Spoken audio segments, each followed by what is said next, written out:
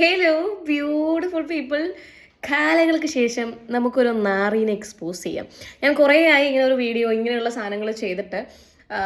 ഈ നന്നാവാന്ന് വിചാരിച്ച ഇതുപോലുള്ള തെണ്ടികൾ സമ്മതിക്കില്ല. പിന്നെ മറ്റേ എൻ്റെ രൂപം എടുത്താലേ പറ്റുന്ന പറഞ്ഞാൽ പിന്നെ എന്താ ചെയ്യലേ. Meet mister Rajil. രജിലിൻ്റെ പ്രൊഫൈലിൽ എഴുതിയിരിക്കുന്നത് രജിൽ ഈസ് ഫ്രം കാലിക്കറ്റ് എന്നാണ്.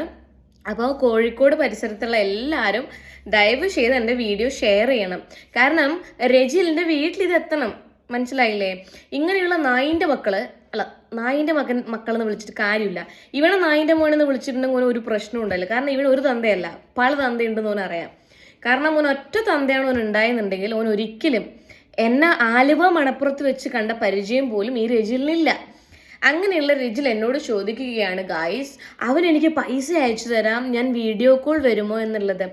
മിസ്റ്റർ രജിൽ, എല്ലാവരും നിന്റെ അമ്മേനെ പോലെ അല്ല.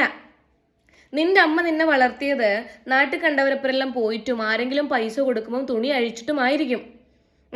എന്ന് വിചാരിച്ചു എല്ലാവരും അങ്ങനെയല്ലടാ. അങ്ങനത്തെ ഒരു ധാരണയുണ്ടോ? ഇല്ല, നിന്നെ പറഞ്ഞിട്ട് കാര്യമില്ല. മത്തം കുത്തിയ കുമ്പളം മുളക്കൂലല്ലോ. അത് നിന്റെ അമ്മേനെ ആദ്യം പറയണം. എന്താ ഇതെന്നൊക്കെ പഠിപ്പിച്ചു തരണ്ടേ? നീ അത് കണ്ടല്ലേ വളരുന്നേ അല്ലേടാ. അപ്പൊ പിന്നെ അങ്ങനെയല്ലേ ഉണ്ടാവുള്ളൂ.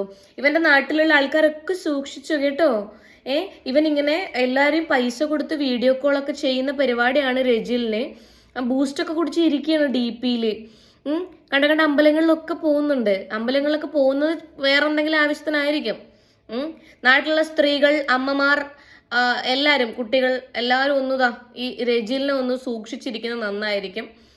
ദയവ് ചെയ്ത് ഇതൊന്ന് ഷെയർ ചെയ്യണം എല്ലാവരും കേട്ടോ, അറിയട്ടെ.